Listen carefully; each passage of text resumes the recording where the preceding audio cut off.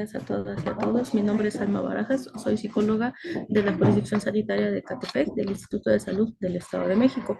El día de hoy vamos a estar platicando un poquito acerca de la prevención de la violencia. Para ello vamos a platicar de varios temas que son bastante interesantes.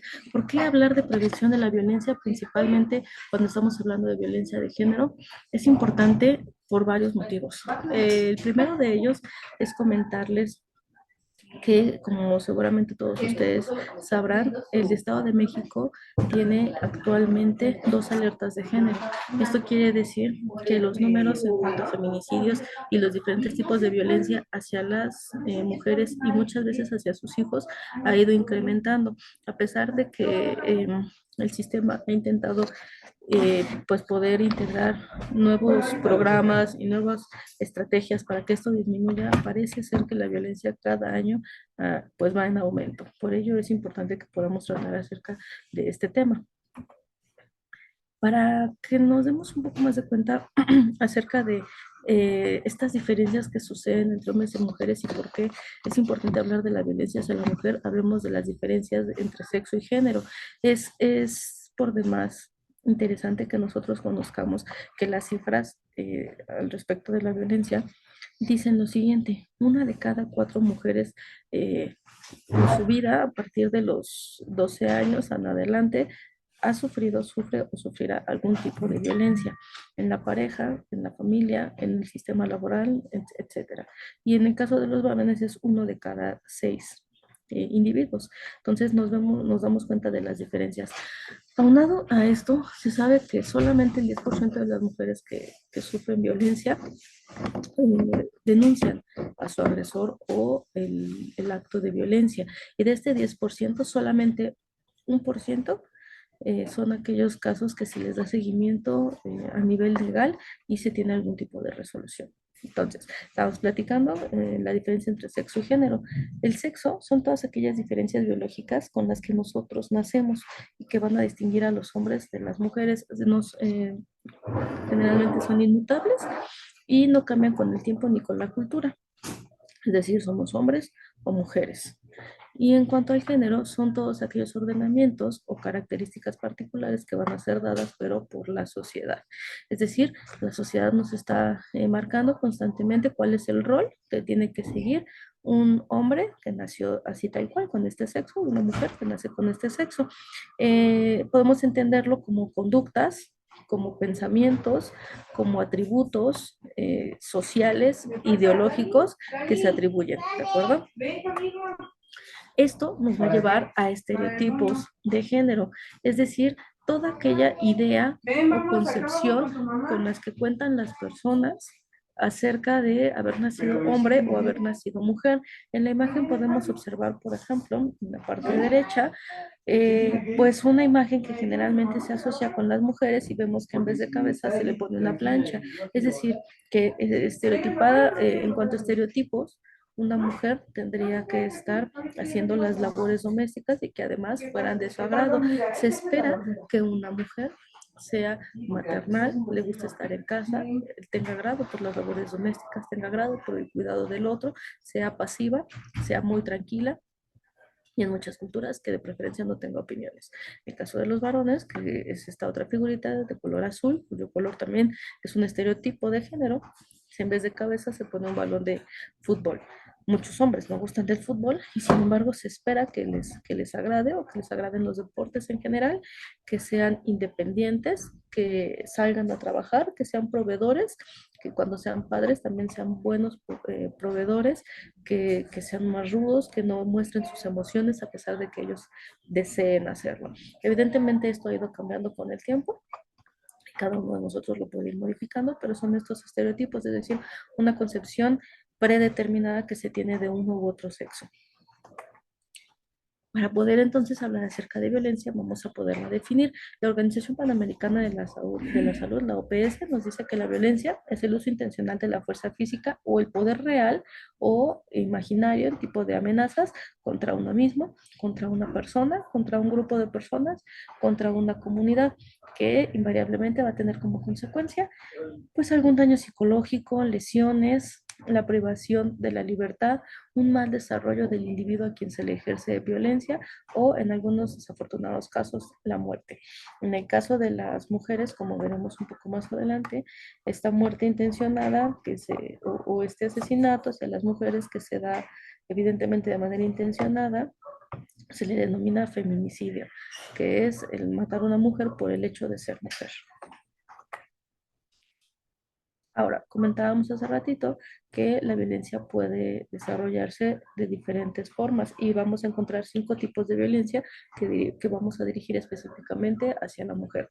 Tenemos la violencia psicoemocional, también se puede encontrar a veces como violencia psicológica o violencia emocional, que son aquellos actos que se llevan en contra de una mujer para desvalorizarla, para intimidarla, para controlarla, para prohibirle que salga, para prohibirle que trabaje, para prohibirle que tenga contacto con alguna otra persona, amigos, amigas, familiares, para insultarla, para denigrarla, para hacerle creer que es incapaz de hacer las cosas, de salir adelante por sí misma, amenazarla. Por ejemplo, que si sale, tiene contacto con sus familiares, pues su pareja le va a abandonar o va a haber algún tipo de reprimenda. La celotipia por parte de su pareja, que puede ir desde los comentarios acerca de que no les agrada algún familiar o no les agrada algún amigo, no les agrada algún conocido, o acerca de miradas que la pareja cree que se tuvieron hacia la mujer o la mujer hacia alguien más, hasta hechos ya bastante más fuertes como los golpes por voltear a mirar hacia cualquier lugar. También tenemos la violencia física, que son causantes de daño en la integridad física de la mujer, que esta es la violencia no la más terrible si tuviéramos que catalogar, sino la más evidente muchas ocasiones y podríamos dar algunos ejemplos como empujar, pellizcar, apretar, jalar el cabello, dar golpes, patadas, armas, el uso de armas en contra de alguien más y que muchas veces esta violencia está enmascarada con actos que pareciera o que se disfrazan como juegos por parte de la pareja. Ahorita daremos algunos ejemplos. También tenemos la violencia patrimonial, que hace referencia a dañar los bienes inmuebles de otra persona o su patrimonio, en este caso de la mujer.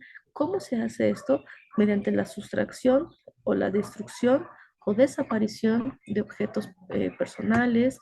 En algunas ocasiones, algunas mujeres comentan que su pareja eh, pues les robó sus documentos oficiales, los destruyeron, los quemaron, se los llevaron de casa y ellas no tienen forma, porque además sustraen sus bienes económicos, no tienen forma de obtener algún otro documento en caso de querer irse de esa casa. También puede ser que este varón eh, amenace o presione a su pareja para poder que le firmen los papeles o que son de la casa en donde están viviendo ambos para que solamente sea eh, perteneciente a la pareja, al varón. Entonces también es un tipo de violencia. Tenemos la violencia económica, que son estas limitaciones para controlar el ingreso económico. Es decir, muchas veces no se le permite a la mujer trabajar, entonces se le aparta totalmente de la sociedad en donde está viviendo, no se le permite trabajar, pero además se le niega el recurso económico que puede ir generando su pareja, es decir, no trabajas, pero tampoco te doy dinero. Necesitamos comida, sí, pero yo voy y compro todos los insumos, tú no tienes necesidad ni siquiera de salir de casa, yo te traigo todo, entonces no tienes dinero para el pasaje, no tienes dinero para un tojito, no tienes dinero para poder guardar en caso de nada, absolutamente nada. También se puede ver en forma de tener un salario menor en el ámbito laboral, es decir, realizo la misma actividad que el varón, tenemos el mismo puesto, pero yo gano menos simplemente por ser mujer. Y también tenemos la explotación laboral en donde para yo poder acceder al mismo nivel económico de mis compañeros varones, tengo que trabajar más, tengo que doblar turno, tengo que hacer más actividades, aparte de que se espera que toda la vida que llevo en casa, toda la vida familiar, la tenga yo perfectamente bien. Y también podemos hablar de la violencia sexual, de la cual profundizaremos un poco más adelante, en donde podemos encontrarla en forma de miradas o palabras lascivas, aquellas palabras que nos hacen sentir incómodas, aquellas palabras que hacen sentir incómodos a nuestros pequeños, a nosotros también, el hostigamiento sexual, por ejemplo, en el trabajo o incluso con la misma pareja, prácticas sexuales no voluntarias, y aquí es importante que recordemos que en el matrimonio, en el noviazgo, no porque dos personas sean parejas, están obligadas a tener relaciones sexuales si uno de los miembros no tiene ese deseo. Entonces, estas prácticas no voluntarias es forzar al otro a tener una relación sexual cuando no se desea. Violación o explotación sexual. ¿En dónde podemos encontrar estos tipos de violencia?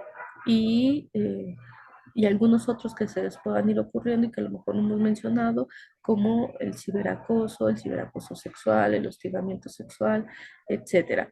Pues primeramente podemos encontrarlo en el ámbito escolar. Es bastante eh, impresionante cómo desde los ámbitos más pequeñitos, desde los grados más pequeñitos, ya se puede encontrar esta violencia en donde se observa cómo los menores violentan a otros que sienten muy vulnerables o que sienten con menor poder mediante empujones, mediante burlas, mediante críticas, mediante hechos como dejar de hablar, apartar, minimizar, discriminar, etcétera. Y evidentemente pueden ser formas verbales, físicas, sexuales, psicológicas, o como decíamos, cibernéticas. También podemos encontrar la evidencia laboral, que es mediante el abuso de poder, que generalmente lleva a la mujer en este caso a sentirse excluida o a ser excluida, a aislar, a no darle trabajo o a darle demasiada carga de trabajo, a aislar a aislar a la mujer o someter al otro en el trabajo. También tenemos violencia en la pareja, que es donde nos estamos enfocando un poquito más, en donde se causa daño físico, psíquico, económico o sexual en nuestra pareja de diferentes formas. Y aquí podemos ver muchas veces que hay dos dañados o más dañados, no solamente la mujer sobre la que se está ejerciendo esta violencia en la pareja, sino también iba de la mano con la violencia familiar. También se daña a los hijos de manera, puede ser indirecta, pero es bastante directa, porque al estar escuchando gritos, estar viendo golpes, estar interiorizando que a la mujer en esta pareja se le tiene que estar discriminando, pues también se va aprendiendo. Tenemos la violencia familiar, como mencionábamos, que es el uso de la fuerza física o psicológica para controlar o manipular a un integrante de la familia. Cuando se habla de violencia familiar, no solamente es con lazos consanguíneos, también puede ser a aquellos integrantes que no siempre tienen este lazo sanguíneo, pero que viven juntos o que no, aunque no vivan juntos, pero son considerados parte de una misma familia. Por ejemplo, tenemos a la familia nuclear, más, llamémosle, típica, donde está papá, mamá, los hijos, pero a lo mejor quien está violentando es un tío que no vive con ellos, o a lo mejor es la abuela que no vive con ellos, o es la abuela que de repente va a visitar, etcétera. También se puede encontrar la violencia en el ámbito comunitario, que es violencia en áreas públicas por sujetos no relacionados íntimamente con la víctima.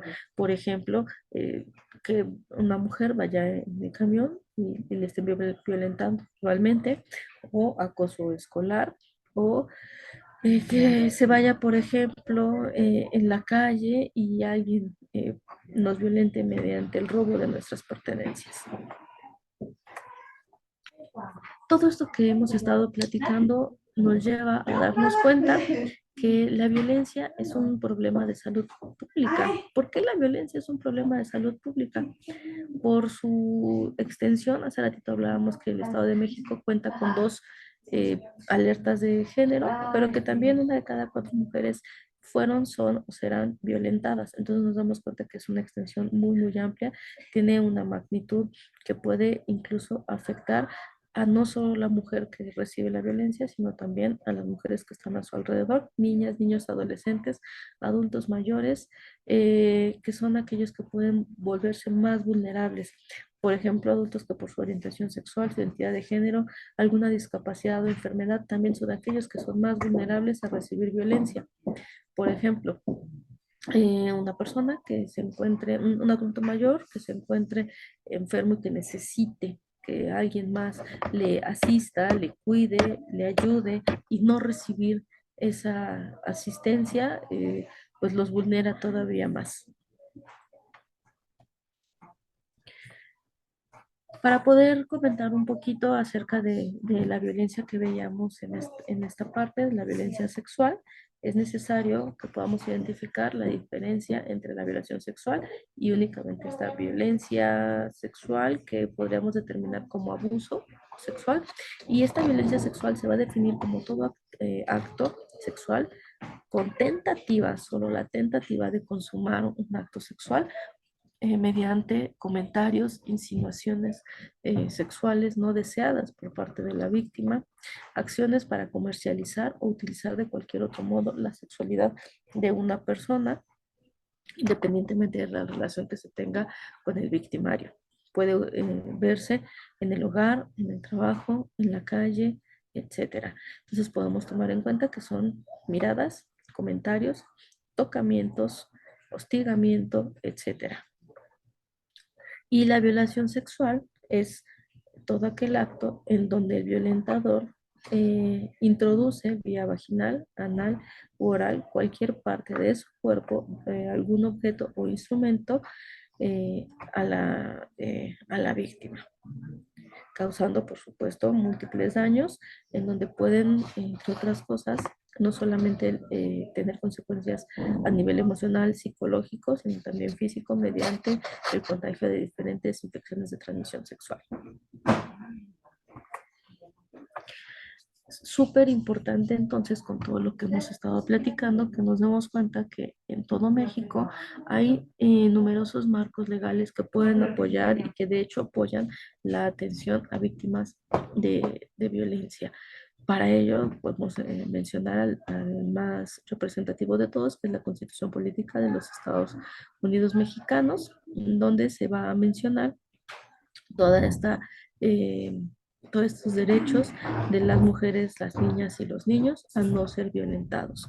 Tenemos también por ahí la Ley General de Derechos de los Niños, Niñas y Adolescentes, la Ley General para la Igualdad, la Ley General a las víctimas a una vida libre de violencia, la Ley General de Víctimas y la norma 046 que mencionaremos en unos momentos, que hace referencia a los lineamientos técnicos para la atención de abuso sexual y de violación sexual, entre otras cosas.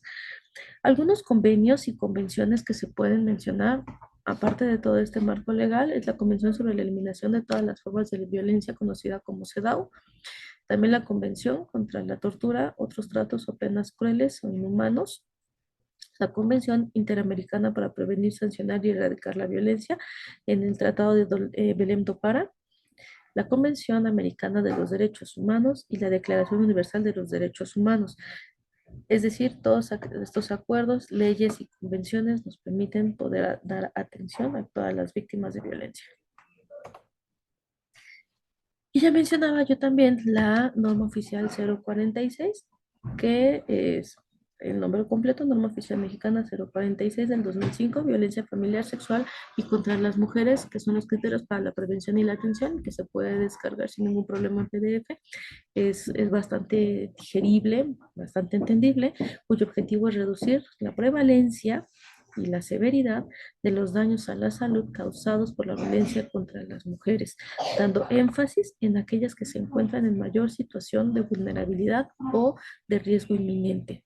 La atención en el sector salud en todo México, ya sea público o privado, a una mujer y a sus hijos menores de 12 años que hayan vivido cualquier tipo de violencia, tiene que ser con perspectiva de género y tiene que ser gratuita. Atención médica, psicológica y legal. Y una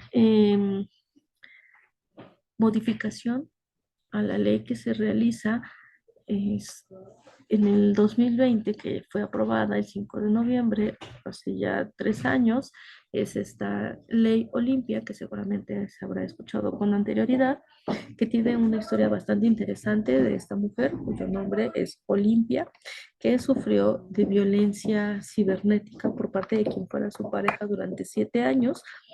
Y como mencionaba, no es una ley como tal, sino un conjunto de reformas que se realizan a las leyes mexicanas, porque Olimpia en su momento, al sufrir este tipo de violencia digital, se da cuenta que la ley mexicana no cuenta con algún apartado que permita mencionar, que permita castigar a aquellos que le violen, o a aquel y aquellos que le violentan de manera sexual. Entonces, esta reforma que ella logra, que se apruebe en el 5 de noviembre del 2020, reconoce la violencia digital y sanciona los delitos que violen la intimidad sexual de las personas a través de medios digitales, también conocido como ciberviolencia. Más o menos aquello que dice esta ley o la propuesta es que todo aquel contenido sexual que una persona haya decidido compartir con alguna otra persona, por ejemplo su pareja, la pareja no tiene derecho a distribuirlo porque él no tiene el permiso para realizarlo. Si se distribuye sin su consentimiento, se estaría violando esta ley, ¿de acuerdo? Las sanciones van de 1 a 5 años o de 3 a 7 años de prisión. Y tenemos multas que van de los 200 a los 500 unidades de medida y las actualizaciones que se vayan realizando. Otra parte importante acerca de este marco legal que se tiene que hablar, porque muchas veces es bastante desconocido, son el Código Penal en el Estado de México al respecto del aborto. Es importante que sepamos que el aborto en el Estado de México no está penalizado y se tomará en cuenta en el Código Penal estos 4 motivos principalmente. El primero de ellos es que una mujer que haya quedado embarazada por motivos imprudenciales o culposos, es decir, que por ejemplo su pareja le haya obligado a tener esa relación sexual, puede solicitar una interrupción voluntaria del embarazo. También una mujer que haya quedado embarazada producto de una violación, ya sea por parte de un familiar o por parte de un desconocido, y que el acto se haya llevado en una o más ocasiones, puede también solicitar sin que se tenga que hacer una investigación previa, la interrupción voluntaria del embarazo en cualquiera de las instituciones de salud pública en el Estado de México. Y si la institución no, si la institución cuenta con médicos que no realizan este tipo de interrupciones, la institución de salud será la responsable de enviarle a alguna otra institución que sí cuente con médicos que realicen esta interrupción. También por peligro de muerte de la madre, cuando el embarazo genera peligro de que la madre pueda morir, la madre puede solicitar la interrupción de su embarazo, o cuando se ha determinado que el producto viene con alteraciones genéticas que puedan dar como resultado el nacimiento de un ser con trastornos físicos o mentales graves. Siempre y cuando se cuente con el consentimiento de la madre, se puede realizar eh, esta interrupción. Ahora, el Código Penal no va a establecer ya lo que anteriormente se establecía como 12 semanas para poder interrumpir el embarazo. Sin embargo, es importante que el médico haga una valoración para poder determinar si la interrupción del embarazo genera mayores complicaciones o riesgo de muerte para la madre. Algunos indicadores de que una persona que llega con nosotros o que nosotros conocemos, aunque no le estemos atendiendo, pero que a lo mejor es un conocido, una conocida, que a lo mejor vemos estos pequeñitos dentro de la familia, o que a lo mejor alguien nos ha estado platicando indicadores de violencia y que nos van a encender estas alertas o estas banderas rojas. En cuanto a la violencia física, son hematomas con los que la persona constantemente se presenta y que generalmente no tienen una explicación racional. Laceraciones, fracturas, quemaduras, luxaciones, lesiones musculares, traumas oculares, trauma craneoencefálico, daño neurológico, lesiones que no son congruentes con la descripción de la víctima, lesiones antiguas o recientes o lesiones en el embarazo. Muchas veces la pareja no deseaba que la mujer estuviera embarazada, y entonces durante el embarazo las golpean o las patean intentando que haya un aborto.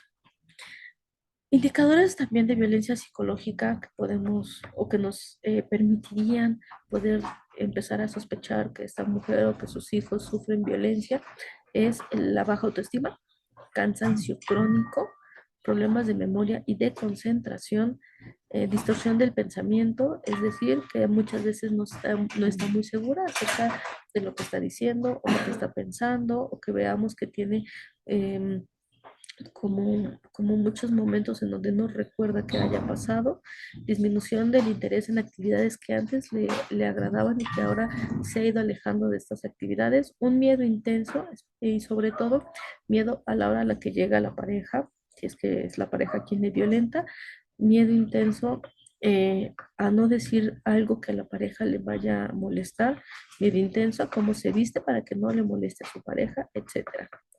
Sensación de desesperanza, algunas alucinaciones tal vez, trastornos del sueño, esto es que no pueda dormir, que constantemente se despierte o que duerma demasiado o que pueda tener pesadillas constantes o em, algunas otras situaciones en donde la persona no pueda descansar. Sentimientos de ira, sentimientos de culpa. Es decir, por mi culpa, mi pareja fue que se puso de esta manera, sin darnos cuenta que es la otra persona la única responsable de la violencia que ejerce. Ansiedad constante y estrés postraumático.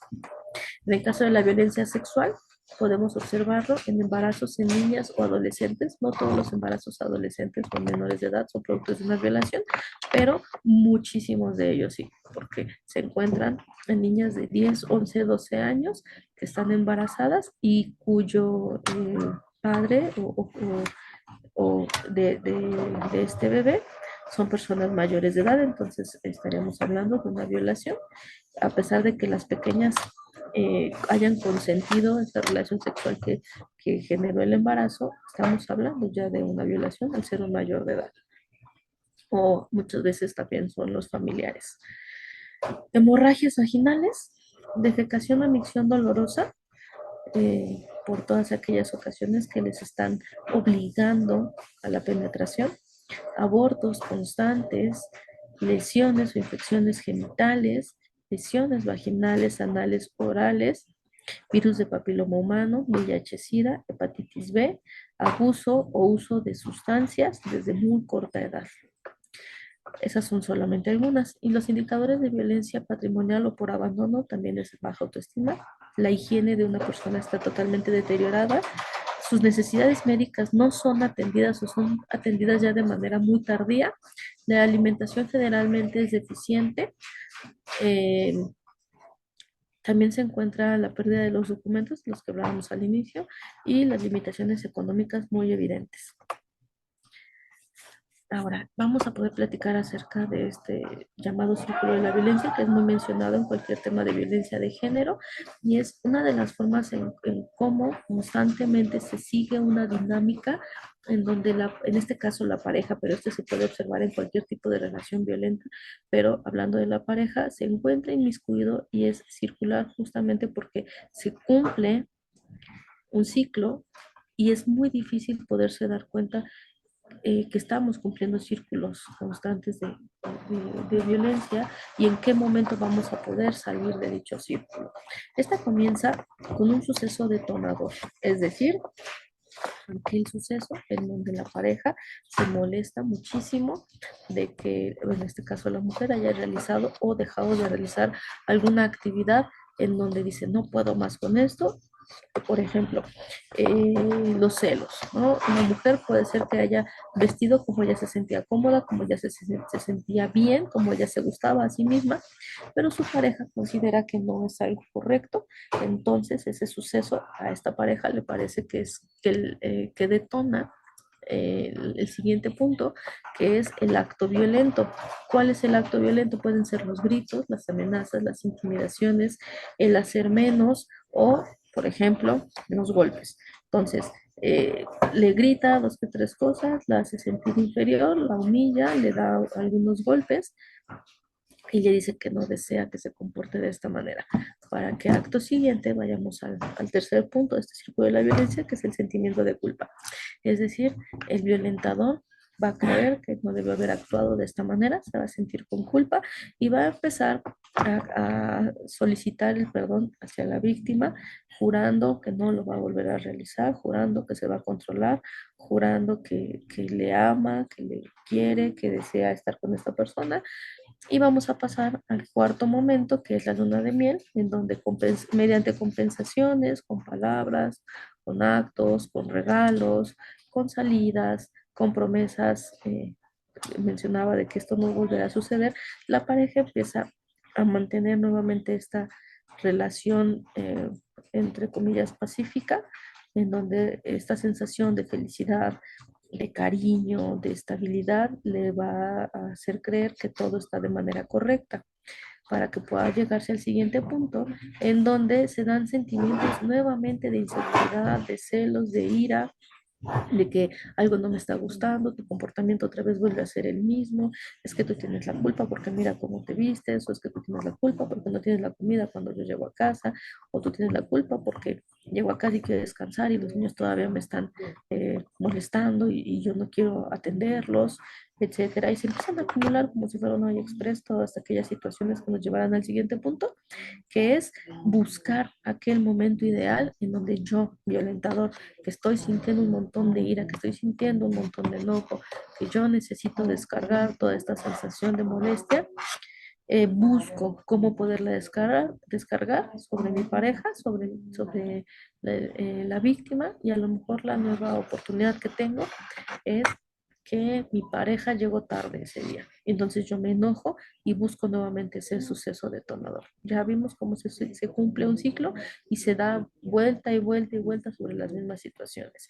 Es importante que lo conozcamos porque es a partir de ello en que nosotros podemos romper ese círculo y salirnos del ciclo constante.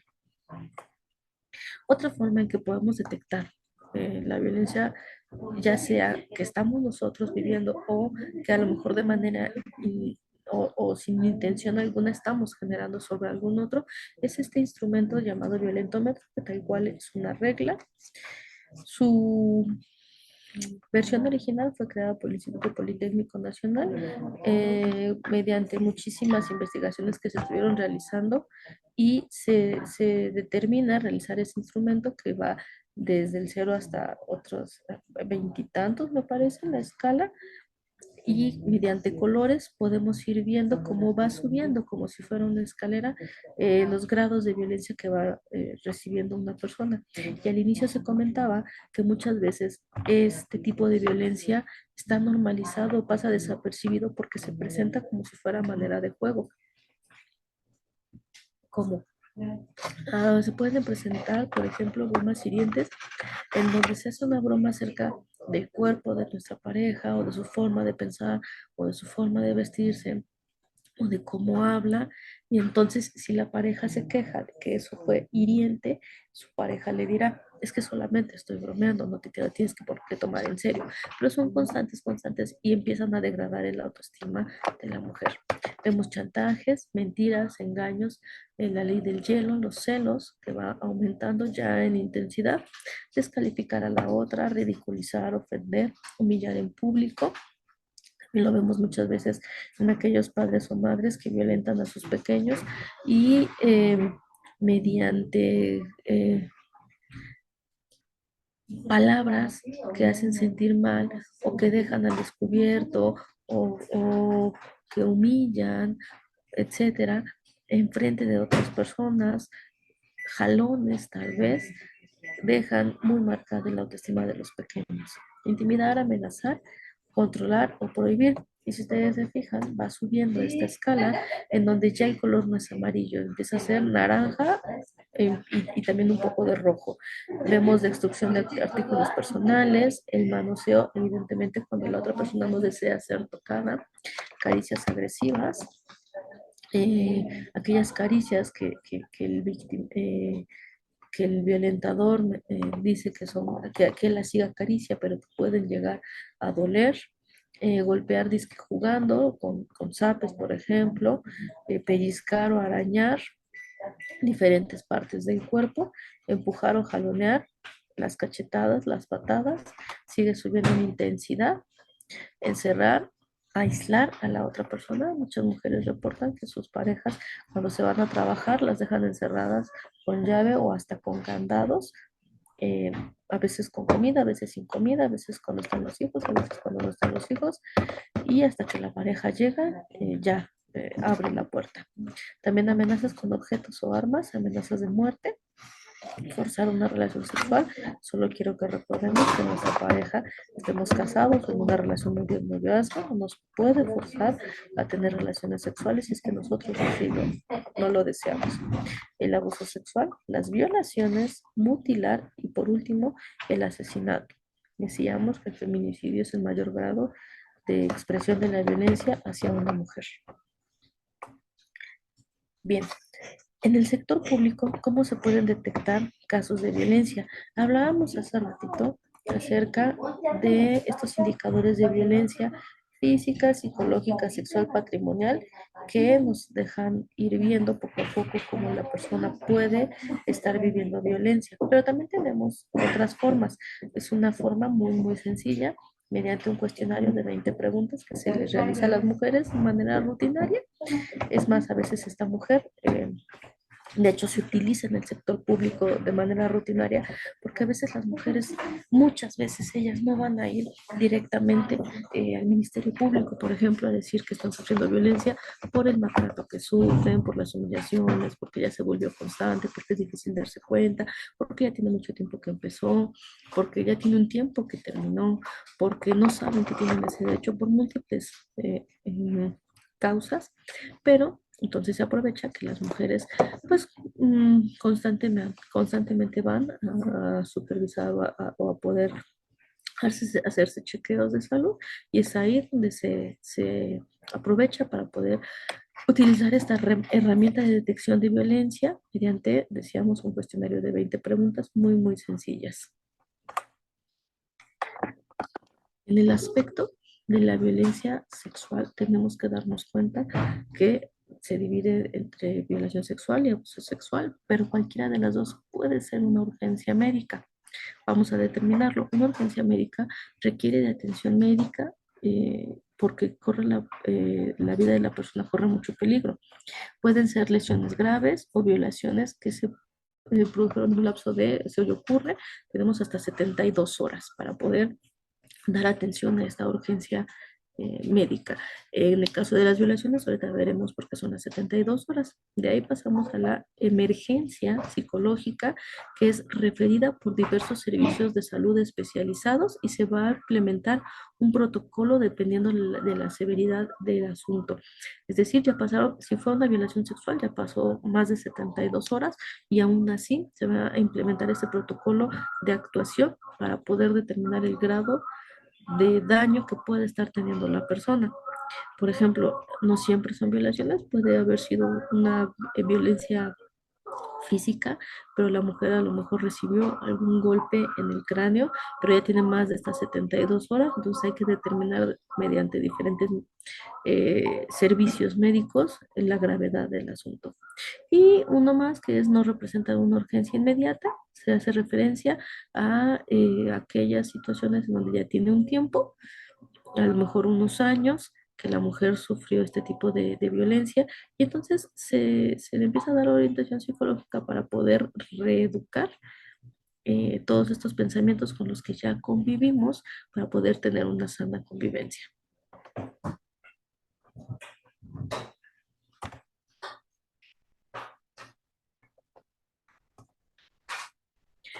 Ahora, ¿qué sucede si entonces esta mujer fue víctima de violación sexual? ¿Qué debemos hacer?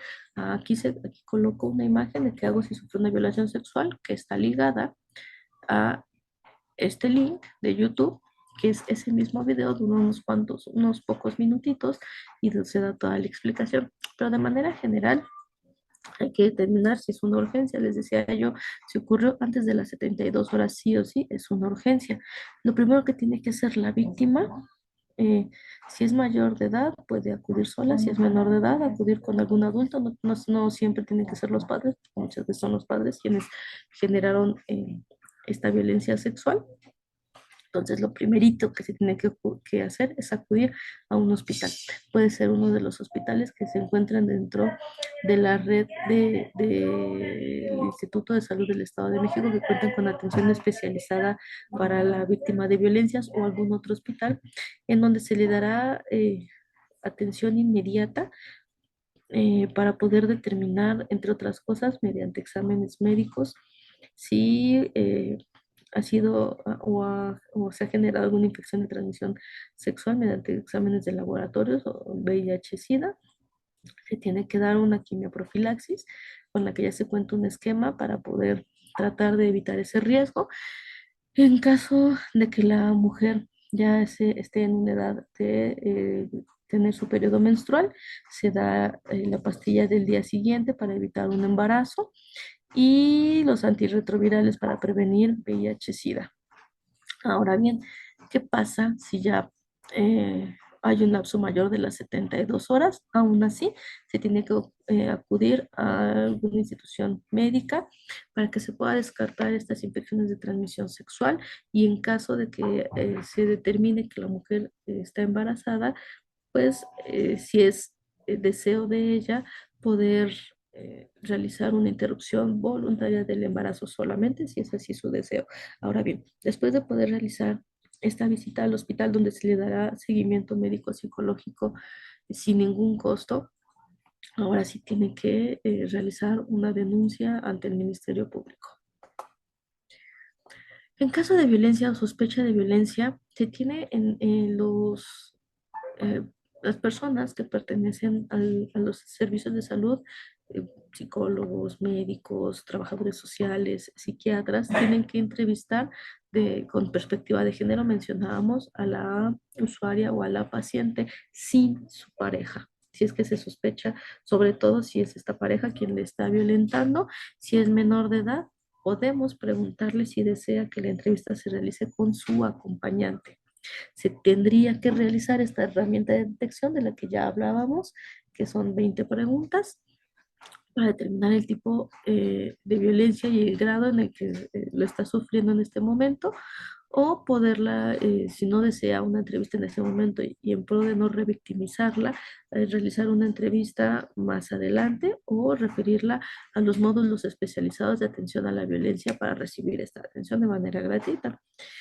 Y una situación muy importante es que si se refiere a alguna otra institución de segundo o de tercer nivel a la paciente, no se debe de colocar como diagnóstico violencia, sino que se pueden utilizar diferentes códigos. El más conocido es el código 046, que hace referencia a la norma 046. En el diagnóstico solo se pone el código 046, y quien reciba a esta paciente ya sabe que hace referencia a que ha sido víctima de violencia. O también se puede poner código violeta. En el caso del Instituto de Salud del Estado de México, se cuentan con múltiples lugares a donde se pueden atender todo este tipo de situaciones de violencia contra la mujer y sus hijos, en caso de que también hayan sido afectados. Y aquí tenemos el Hospital General Ecatepec, también el Hospital General de las Américas, y más adelante les voy a ir mencionando otros. También podemos ver estos diferentes números: atención a mujeres en situación de violencia, en la línea sin violencia 810-84-053, el Instituto de la Defensoría Pública, el Consejo Estatal de las Mujeres y Bienestar Social del Estado de México, donde viene el teléfono y su página en internet. Las denuncias también pueden ser anónimas. El Instituto de la Mujer, que se fue, bueno, uno de los institutos de la mujer está aquí en Ecatepec. El Centro de Atención a Víctimas de Violencia y Personas Desaparecidas. También está la Red Nacional de Refugios. La Red Nacional de Refugios es una institución increíble en donde la mujer o alguna otra persona que le esté ayudando, sea servidor público o no, llama y si cumple con las características que requiere la red nacional, por ejemplo, si tiene hijos menores de 12 años, si no cuenta con alguna red de apoyo, esta mujer, si no cuenta con ingresos económicos, les ayuda a poder salir de casa en situación de mucha emergencia y les apoya hasta con 3 meses de refugio. No sabemos la ubicación de estos refugios, evidentemente para poder mantener la seguridad de las víctimas, les provee de alimento, de, de un lugar donde dormir, de atención médica, de atención psicológica, de atención legal y les enseñan algún oficio también para que las mujeres puedan más adelante ser económicamente independientes. Ah, es importante mencionar que esta Red Nacional de Refugios ofrece apoyo para poder recoger a la víctima, no sé, en un taxi, y no le cobra todo este tipo de atención. Mencionábamos los sistemas, los servicios especializados con el que el Instituto de Salud del Estado de México cuenta, todos estos hospitales, y cada uno de estos hospitales cuenta con un módulo especializado para la atención a víctimas de violencia y sus familiares o hijos menores de edad.